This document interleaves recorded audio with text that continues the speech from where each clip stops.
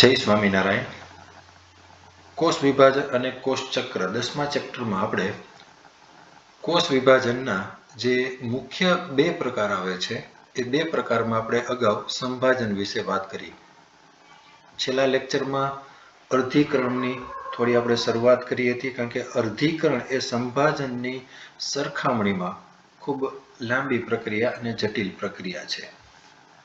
તો કોઈ પણ કોષ હોય એનું વિભાજન થશે એટલે એના મુખ્ય બે તબક્કાઓ આવશે: કોષ કેન્દ્ર વિભાજન અને કોષ રસ વિભાજન. જ્યાં સુધી કોષ રસ વિભાજન ન થાય ત્યાં સુધી તેને સફળ કોષ વિભાજન કહેવામાં આવતું નથી. તો અર્ધીકરણમાં અહીંયા વિભાજન બે વાર થશે, કારણ કે અહીંયા બે ક્રમિક કોષ ચક્રો સંકળાયેલા છે. તો આ બંને વિભાજનોને આપણે અર્ધીકરણ 1 અને અર્ધીકરણ 2 તરીકે ઓળખીએ છીએ. તો અર્ધીકરણ 1 માં રંગસૂત્રોની સંખ્યા અડધી થશે.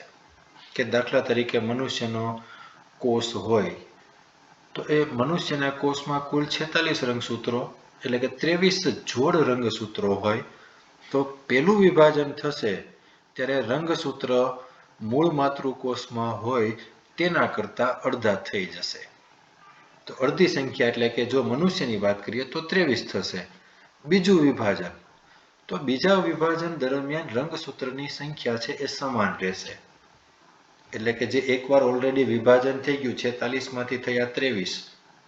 હવે 23 માંથી સંખ્યા અડધી નહીં થાય, પણ 23 રંગસૂત્રો છે એમાંથી જે નવા બે બાળકોષોનું નિર્માણ થશે તો એમાં રંગસૂત્રોની સંખ્યા યથાવત જ રહેશે. એટલે કે 23 રંગસૂત્રો જ રહેશે.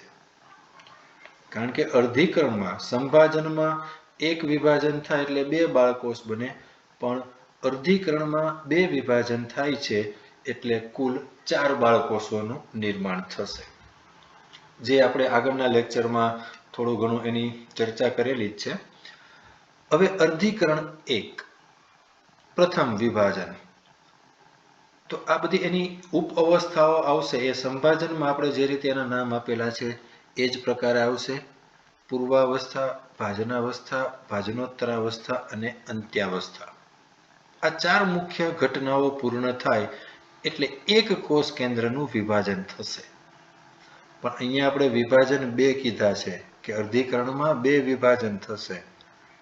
તો અર્ધીકરણ 1 માં જે કાંઈ પણ અવસ્થા છે એની પાછળ ખાલી આપણે એક લગાડી દેવાનું છે. પૂર્વાવસ્થા 1, ભાજનાવસ્થા 1, ભાજનોત્તરાવસ્થા 1 અને અંત્યાવસ્થા 1. તો આટલી પ્રક્રિયાઓ થશે એટલે પહેલા કોષ કેન્દ્ર વિભાજન પૂરું થશે. હવે કોષ કેન્દ્રનું વિભાજન પૂર્ણ થાય ત્યારબાદ કોષ રસ વિભાજન થાય. તો એક માતૃકોષમાંથી બે બાળકોષનું નિર્માણ થશે. પણ અહીંયા રંગસૂત્રની સંખ્યા કેવી થશે? તો કે રંગસૂત્રની સંખ્યા અડધી થઈ જશે પ્રથમ વિભાજનના અંતે. પહેલું અર્ધીકરણ જ્યારે પૂરું થાય ત્યારે મૂળ માતૃકોષ કરતાં રંગસૂત્રની સંખ્યા અડધી થઈ જાય. તો ઓકે, એમાં આપણે પૂર્વાવસ્થા 1 ડિટેલમાં છેલ્લા લેક્ચરમાં જોઈ હતી, જેને ફરી પાછી 5 પેટા ઉપઅવસ્થાઓમાં વિભાજિત કરેલી છે. તો આ 5 પેટા ઉપઅવસ્થાઓ છે એ રંગસૂત્રોની વર્તણૂકને આધારે, કે એમાં જે કાંઈ પણ ફેરફારો થાય છે એના આધારે કરેલી છે. તો આ 5 પેટા ઉપઅવસ્થાઓને યાદ રાખવા માટે આપણે એક શોર્ટ એબ્રિવેશન બનાવેલું હતું: લેઝાપેડિડા. લેપ્ટોટીન, ઝાયગોટીન, પેકેટીન, ડિપ્લોટીન અને ડાયકાઇનેસિસ. પણ મૂળભૂત આ 5 પેટા ઉપઅવસ્થાઓમાં આકૃતિમાં મેં અહીંયા ખૂબ સરળ સમજાય એ રીતે દર્શાવેલું છે કે અહીંયા સરખી લંબાઈ ધરાવતા રંગસૂત્રો એ સમજાતા રંગસૂત્રો છે. એટલે કે જ્યારે લેપ્ટોટીન અવસ્થા હશે તો એ લેપ્ટોટીન અવસ્થા દરમિયાન સમજાત રંગસૂત્રો ધીમે ધીમે પ્રથમ તો સંકોચન પામશે. ધીમે ધીમે ઝાયગોટીન અવસ્થા આવશે એટલે એ જોડી બનાવવા માંડશે. જોડી બનાવે અને ત્યારબાદ સાયનેપ્ટોનોમલ કોમ્પ્લેક્સ એટલે કે સંકુલ બનાવશે, કે જ્યાં જ્યાં જોડીઓ બનશે ત્યાં રીતે સંકુલની રચના કરે, એકબીજા સાથે જોડાતા જાય. હવે અહીંયા સાયનેપ્ટોનોમલ કોમ્પ્લેક્સનું નિર્માણ થયા બાદ પેકેટીન અવસ્થા દરમિયાન બંને રંગસૂત્રો અહીંયા જ્યાં જ્યાં એ જોડાયેલા છે, જ્યાં જ્યાં સંકુલની રચના થઈ છે, ત્યાં એ એકબીજા સાથે જનીન દ્રવ્યોની અદલા બદલી કરે. તો એ પેકેટીન અવસ્થા દરમિયાન જનીન દ્રવ્યોની અદલા બદલી કરશે. ડિપ્લોટીન અવસ્થા દરમિયાન એ જોડાયેલા રહેશે, પણ ધીમે ધીમે એકબીજા સાથે ખેંચાય એટલે સ્વસ્તિકની ચોકડી, આપણે એવો પણ શબ્દ વાપરેલો હતો.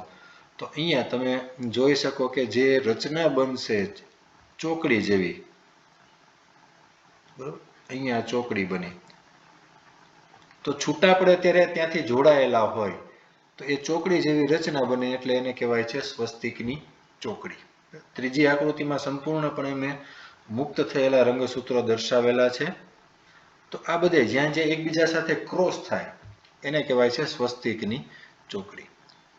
પણ એમાં પણ યાદ રાખવું કે જે સ્વસ્તિકની ચોકડી બને છે એની સંખ્યા, અહીંયા તો માત્ર આપણે એક ખાલી યાદ રાખવા પૂરતું જ થોડુંક આ વ્યતિકરણનું ઓલું દર્શાવેલું છે, પણ સ્વસ્તિકની ચોકડી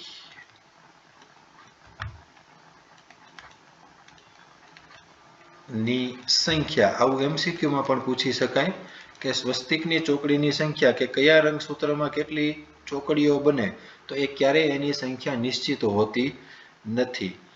પણ આ સ્વસ્તિકની ચોકડીની સંખ્યા રંગસૂત્રની લંબાઈ પર આધાર રાખે છે. રંગસૂત્રની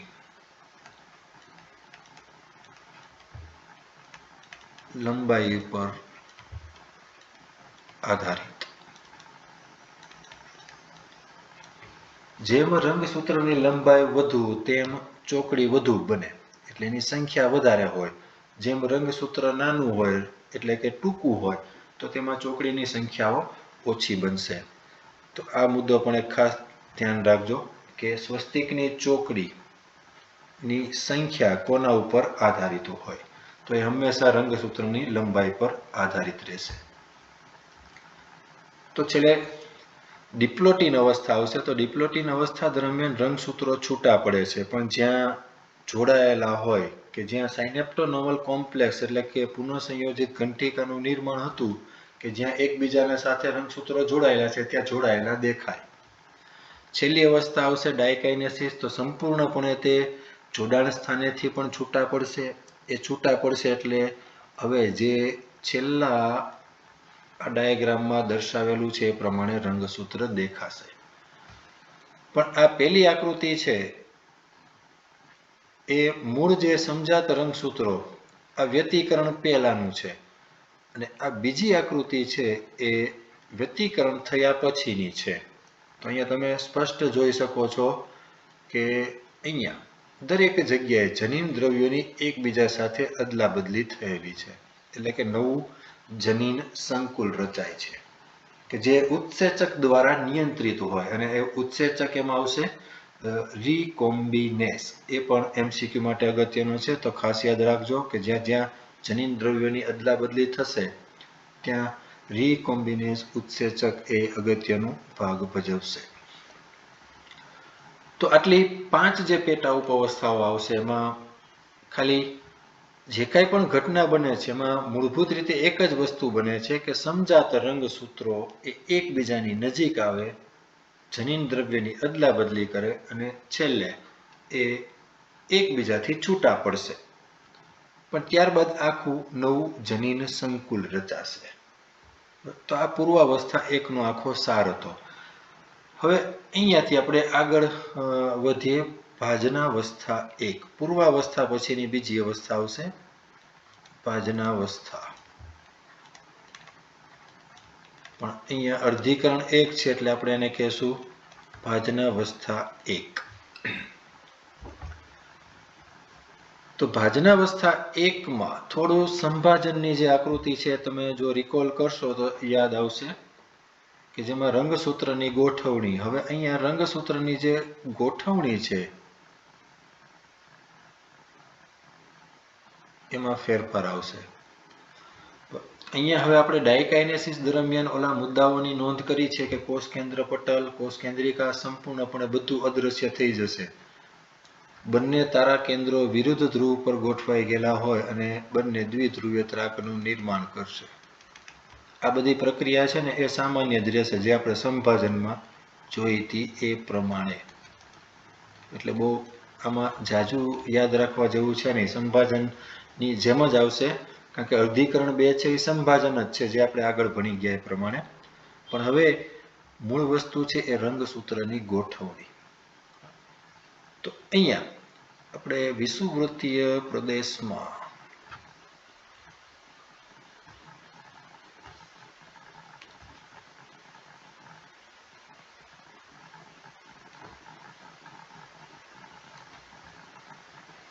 માત્ર યાદ રાખવા પૂરતા અહીંયા 3 જોડ રંગસૂત્ર જ દર્શાવું છું, કારણ કે દરેકે દરેક સજીવમાં રંગસૂત્રની સંખ્યા અલગ હોય. આ સેન્ટ્રોમિયર છે, એની ભુજાઓ દરેક રંગસૂત્રની લંબાઈ પણ અલગ હોય.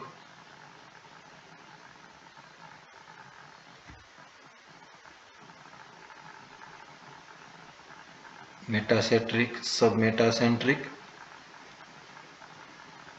અહીં આપણે એક ત્રીજો પ્રકાર દર્શાવી દઈએ, ટેલોસેન્ટ્રિક. ઓકે,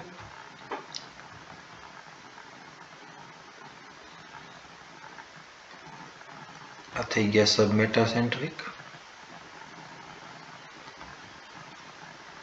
હવે ઓલરેડી અહીંયા દ્વિધ્રુવીય ત્રાકનું નિર્માણ તો થયેલું છે.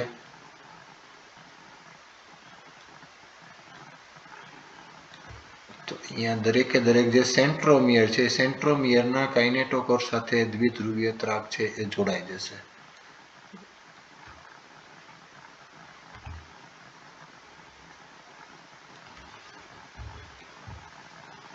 તો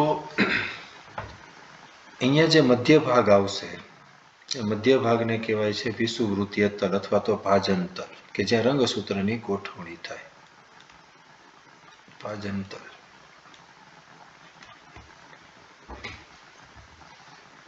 હવે પૂર્વાવસ્થા જે સંભાજન હતી એમાં આપણે કઈ રીતે રંગસૂત્રો હતા, તો કે દરેકે દરેકનું સેન્ટ્રોમિયર આ રીતે મધ્ય ભાગમાં આવતું હતું. અત્યારે ખાલી તમને લાઈન કરીને બતાવું છું. બધાનું સેન્ટ્રોમિયર એક જ લાઈનમાં આવે, એક જ સમતલમાં રહે. પણ હવે અહીંયા તમે તફાવત જોશો ને, તો જે જોડીમાંના સમજાત રંગસૂત્ર હતા એમાં બંનેના જે સેન્ટ્રોમિયર હોય, જે જોડીમાં છે એમાં એક સમજાત રંગસૂત્રનું ટૂંકમાં એક ધ્રુવ તરફ અને બીજા સમજાત રંગસૂત્રનું સેન્ટ્રોમિયર બીજા ધ્રુવ તરફ રહેશે. એટલે આ જે રંગસૂત્રોની સંખ્યા અડધી થાય છે એ આ ગોઠવણીને આધારે થાય છે. એટલે આપણે પહેલો મુદ્દો લખીએ ભાજનાવસ્થા 1માં. ભાજનાવસ્થામાં હંમેશા રંગસૂત્રની ગોઠવણી જ આવશે, સંભાજન હોય કે અર્ધીકરણ. તો અહીંયા ભાજન તલમાં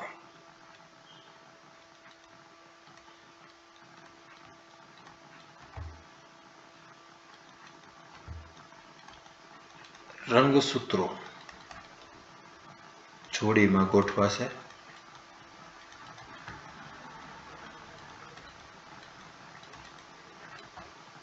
પણ એનું જે સેન્ટ્રોમિયર છે, સેન્ટ્રોમિયર કઈ રીતે આવશે, તો કે સમજાત રંગસૂત્રમાંનું, એટલે કે સમજાત રંગસૂત્રમાં એક રંગસૂત્રનું સેન્ટ્રોમિયર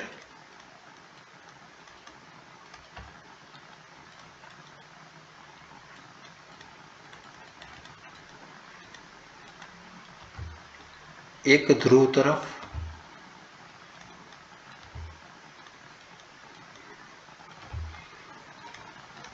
અને બીજા રંગસૂત્રનું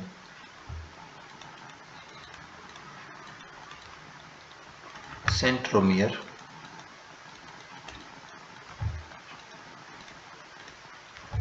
વિરુદ્ધ ધ્રુવ તરફ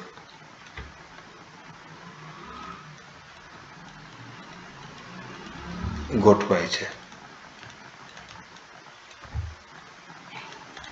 તો આ દરેકે દરેક જે રંગસૂત્ર છે એના સ્વતંત્ર સેન્ટ્રોમિયર છે. તો સમજાત રંગસૂત્ર હવે વિષુવવૃત્તીય તલમાં ગોઠવાશે. ઓલાની જે ગોઠવણી છે ઓલામાં સંભાજન વખતની એક ડાયાગ્રામ ખાસ જોઈ લેજો, કારણ કે એમાં જો આપણે મનુષ્યની જ વાત કરીએ તો 46 રંગસૂત્રોના સેન્ટ્રોમિયર છે એક જ લાઈનમાં ગોઠવાશે. હવે અહીંયા 23 જોડ થઈ જાય, એક ઉપરની બાજુએ બીજું નીચે, આ પણ એ જ રીતે ગોઠવાશે.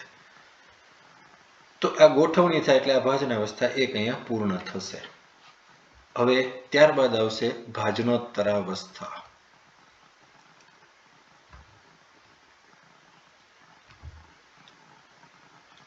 પણ અહીંયા પહેલું વિભાજન છે એટલે આપણે ભાજનોત્તરાવસ્થા એક. તો ભાજનોત્તરાવસ્થામાં હવે શું થશે કે ધીમે ધીમે દ્વિધ્રુવીય ત્રાકનું સંકોચન થાય. હવે ખાસ અહીંયા એક વસ્તુ યાદ રાખવાની કે સંભાજન વખતે આપણે ભાજનોત્તરાવસ્થામાં બે શબ્દો લખતા. એક પેલું કે સેન્ટ્રોમિયરનું વિભાજન થાય, કે જે રંગસૂત્ર છે એમાં આ રીતે સેન્ટ્રોમિયર આવશે અને આ રીતે બે એના એકલ સૂત્ર. ઓલરેડી ઓલું દ્વિધ્રુવીય ત્રાક તો જોડાયેલી જ હોય, તો આ રીતે આ કદાચ દ્વિધ્રુવીય ત્રાક એના કાઇનેટોકોર સાથે જોડાયેલી છે. પણ વિભાજન ક્યાંથી થતું હતું તો કે અહીંથી વિભાજન થાય, એટલે એક એકલ સૂત્ર અને વિભાજન આ ઊભું થશે, કારણ કે બંને ભુજાઓ સમાન બનશે તો જ. એટલે અહીંયા જે વિભાજન થશે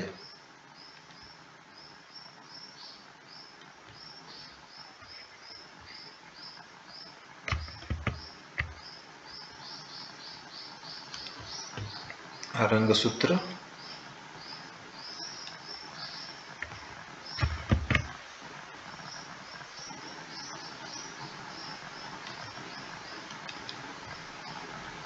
આ દ્વિધ્રુવીય ત્રાક કાઇનેટોકોર સાથે જોડાયેલી હોય અને અહીંથી જ આ જે સેન્ટ્રોમિયરનું વિભાજન થશે એ અહીંથી થશે.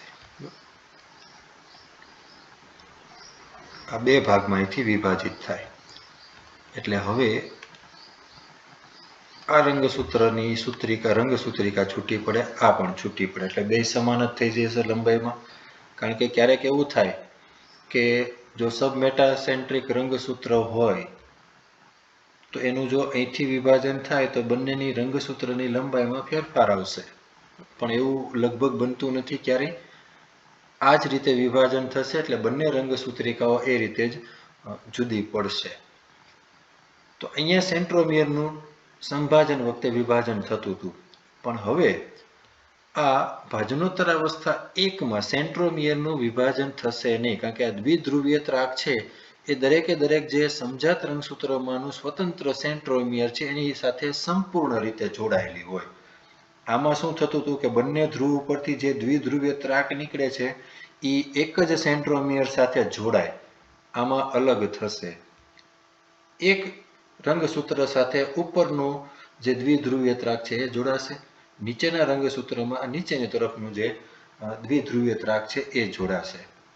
એટલે હવે અહીંયા માત્ર આ સમજાત રંગસૂત્રો છે એમાં આ ત્રાક તંતુઓનું સંકોચન થશે, એટલે આખા રંગસૂત્ર છે એ બંને વિરુદ્ધ ધ્રુવ ઉપર જશે. એટલે સ્વાભાવિક રીતે તમે સમજી શકો કે હવે એમાં રંગસૂત્રોની સંખ્યા કેવી થઈ જશે, અડધી થઈ જશે. તો અહીંયા હવે ભાજનોત્તરાવસ્થામાં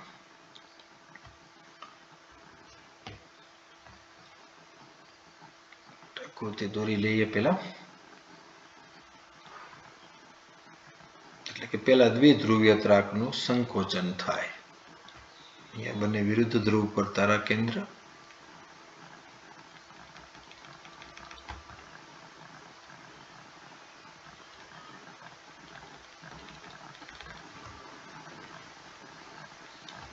રંગસૂત્ર કેવા તો કે દરેકે દરેક રંગસૂત્ર આખા જાય.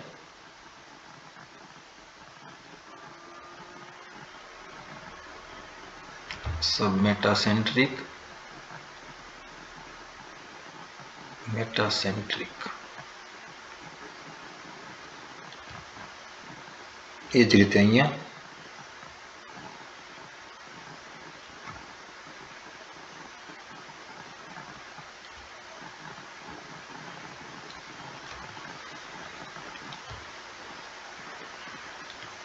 દરેકનું સેન્ટ્રોમિયર. આમ તો ભુજાઓ છે એ ખેંચાઈને જતી હોય એટલે ભુજાઓ પાછળની બાજુ રહે, સેન્ટ્રોમિયર આગળની તરફ હોય. અહીંયા આપણે આકૃતિમાં રીતે દોરી નાખ્યું છે એટલે એ કોઈ વાંધો નહીં. તો અહીંયા હવે આ આખા રંગસૂત્ર છે એ બંને વિરુદ્ધ ધ્રુવ ઉપર જશે. તો અહીંયા ભાજન તલમાં જેટલા રંગસૂત્ર હશે એની કરતાં હવે બંને ધ્રુવ ઉપર આ રંગસૂત્રોની સંખ્યા અડધી થઈ જશે.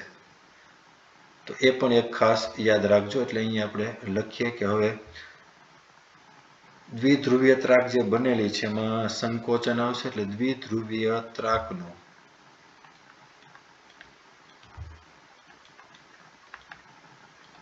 સંકોચન થાય.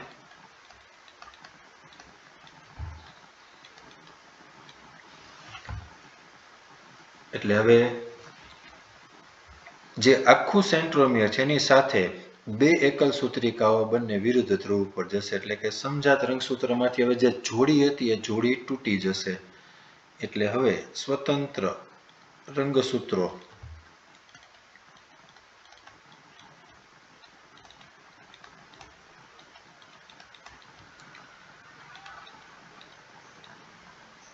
વિરુદ્ધ ધ્રુવ તરફ ગતિ કરે.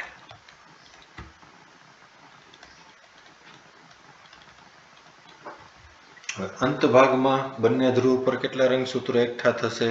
તો કે માતૃકોષમાં જેટલા હતા એની કરતા અડધા. અંત ભાગમાં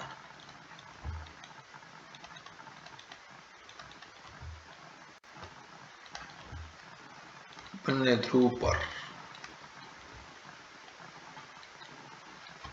મૂળ માતૃકોષ કરતા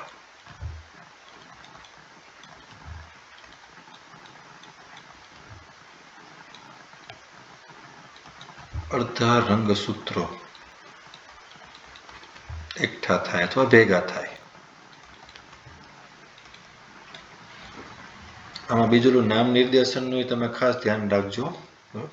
આ બધા આ રંગસૂત્ર અત્યારે બધામાં મેં સાથે લખેલું નથી. બાકી આ યલો કલરથી આપણે લખ્યું દ્વિધ્રુવીય ત્રાક.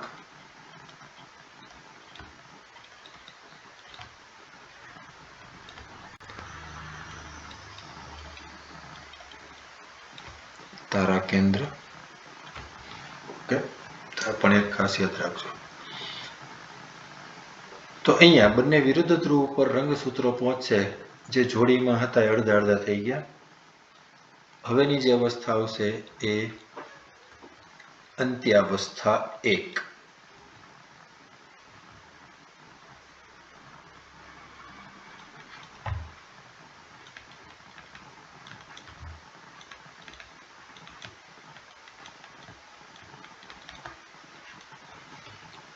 હવે અંત્યાવસ્થા 1માં અગાઉ પણ આપણે કીધું હતું કે થોડી પૂર્વાવસ્થા કરતાં અલગ ઘટના છે. કે ઓલામાં જે બધું વિરુદ્ધ થશે એ આમાં હવે એ જ રીતે થાય.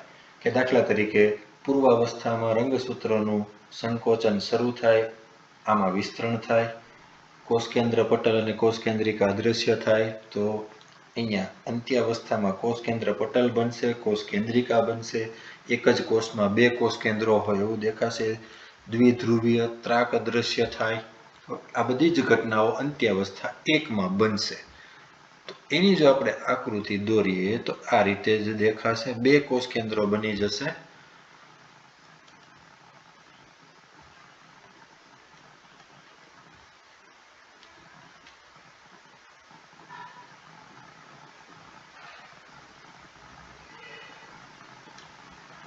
કોષના વિરુદ્ધ ધ્રુવ પર અહીંયા બે તારા કેન્દ્રો તો આવશે જ,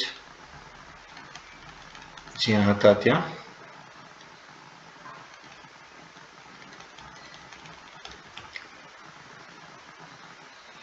હવે અંદરની તરફ જે રંગસૂત્રો વિરુદ્ધ ધ્રુવ પર પહોંચી ગયેલા છે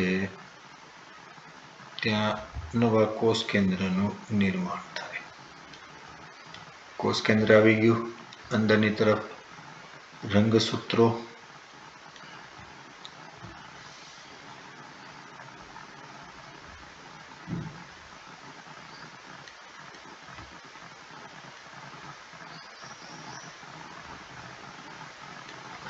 આપણે માત્ર અહીંયા 3 જોડા દર્શાવેલા છે એટલે એ જ રીતે આપણે દોરીએ છીએ.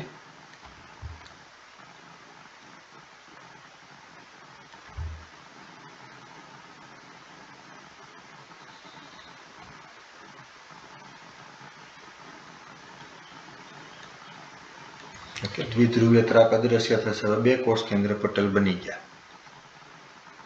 તો અહીંયા 2 કોષ કેન્દ્રમાં હવે રંગસૂત્રની સંખ્યા અડધી છે.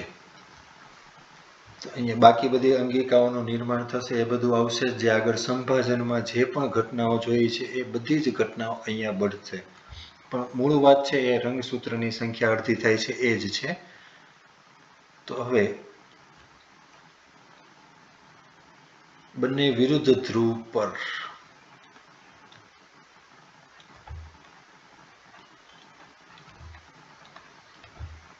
કોષ કેન્દ્ર પટલનું નિર્માણ થાય.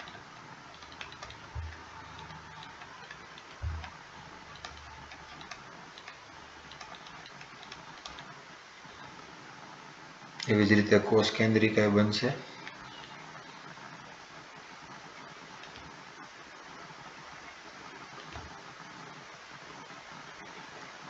બની ગઈ કોષ કેન્દ્રિકા.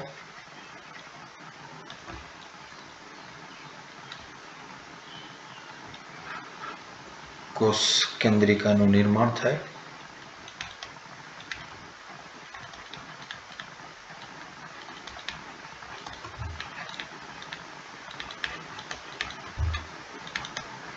પણ કોષ કેન્દ્રિકાના નિર્માણમાં હંમેશા યાદ રાખવાનું, આપણે જે રંગસૂત્ર કીધું છે ચોક્કસ પ્રકારનું કે જેના પર કોષ કેન્દ્રિકા આયોજિત પ્રદેશ આવેલા છે એની ઉપરથી બનશે.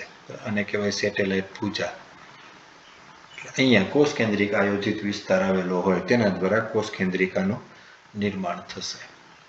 એટલે આ પરિસ્થિતિ એવી છે કે જેમાં એક જ કોષમાં 2 કોષ કેન્દ્રો હોય તેવો દેખાવ આવશે. પણ અહીંયા જે રંગસૂત્રોની સંખ્યા છે એ મૂળ માતૃકોષ કરતાં કેટલી થઈ જશે? તો કે અડધી થાય. કારણ કે અહીંયા મૂળ માતૃકોષમાં તમે જુઓ કે રંગસૂત્રની સંખ્યા 6, એટલે કે આપણે 3 જોડ દર્શાવેલી છે. બરોબર, બધામાં અલગ આવશે. તો અહીંયા હવે બંને કોષ કેન્દ્રોમાં નવા નિર્માણ પામેલા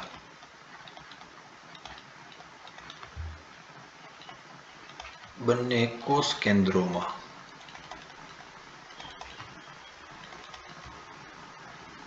રંગસૂત્રની સંખ્યા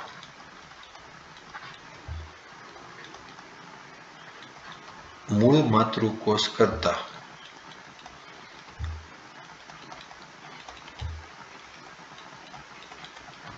અડધી હોય છે.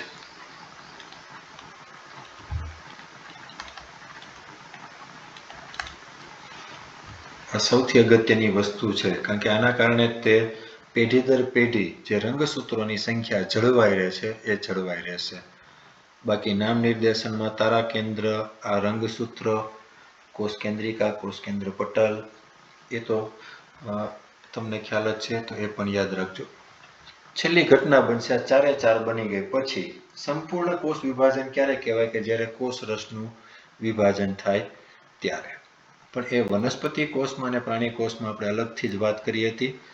તો આ પછી જે ઘટના બનશે એ આવશે કોષ રસ વિભાજન.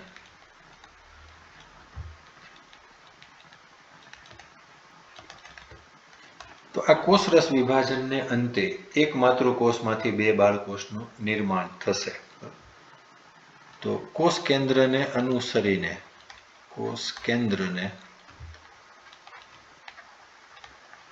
અનુસરીને કોષ રસ વિભાજન થાય છે.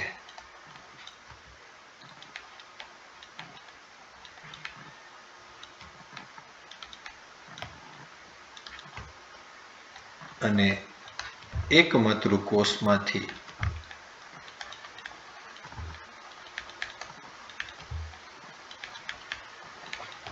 બે બાળકોષનું નિર્માણ થાય.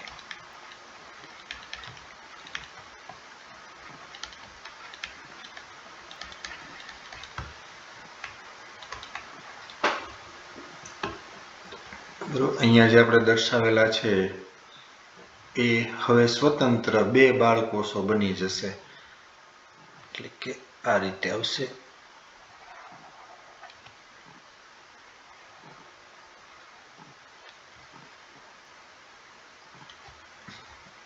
થઈ જશે એનું કોષ કેન્દ્ર, પટલ,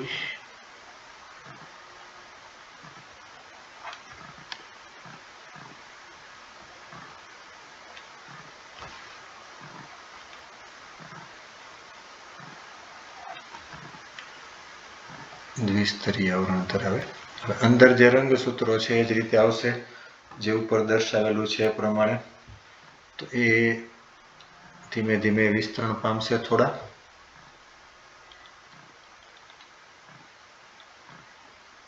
ત્યારે કલરને ધ્યાનમાં લેતા નહીં, કારણ કે સિસ્ટમ સ્લો બની જાય છે એટલે નથી સિલેક્ટ થતા તરત. આ રીતે આપણે જે ત્રણ દર્શાવેલા છે એ પ્રમાણે દર્શાવી દઈએ. અહીંયા કોષ કેન્દ્રિકા આવી જાય.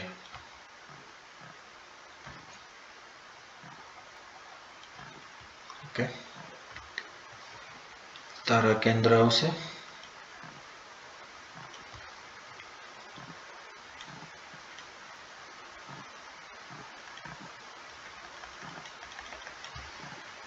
આ રીતે આવી ગયું તારા કેન્દ્ર.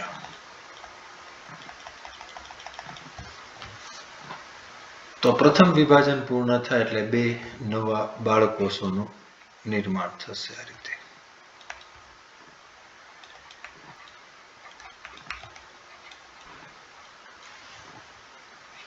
તો અહીંયા અર્ધીકરણ 1 પૂર્ણ થશે. અર્ધીકરણ 1 પૂર્ણ થાય એટલે બીજું અર્ધીકરણ શરૂ થશે. તો નેક્સ્ટ લેક્ચરમાં આપણે અર્ધીકરણ 2 થી કન્ટિન્યુ કરશું. પણ એમાં ખાસ એક સંભાજન તમે થોડું વાંચી લેજો, કારણ કે અર્ધીકરણ 2 એટલે એક પ્રકારનું સંભાજન જ છે. એમાં કોઈ જાતનો કાંઈ પ્રક્રિયામાં ફેરફાર આવશે નહીં. થોડુંક એ પહેલા રિવાઇઝ કરી લેજો. જય સ્વામિનારાયણ.